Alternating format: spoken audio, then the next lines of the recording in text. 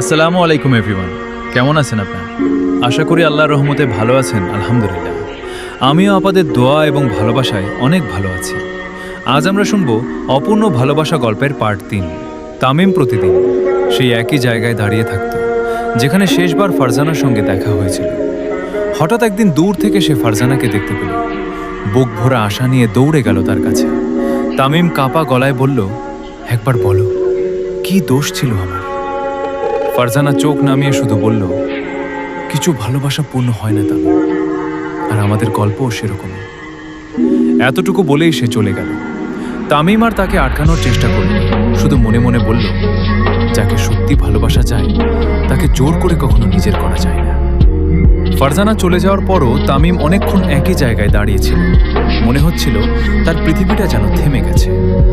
রাতে হঠাৎ ফোনে একটি মেসেজ এলো, ফারজানা, তোমাকে ছেড়ে যাওয়ার ইচ্ছে আমার কখনো ছিল না, কিন্তু কিছু সম্পর্ক ভালোবাসা থাকলেও শেষ পর্যন্ত একসঙ্গে থাকা হয় না।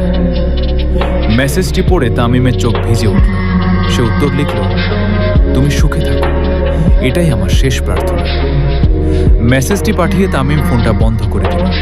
কিছু বিদায় চিৎকার করে বলা যায় না, নীরবতাই তাদের শেষ ভাষা হয়ে যায়।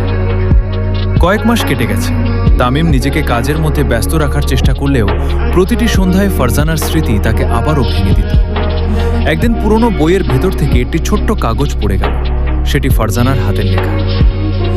যদি কোনোদিন হারিয়ে যায়, ঘৃণা করো না, কারণ কিছু মানুষ ভালোবেসেও পাশে থাকতে পারে না।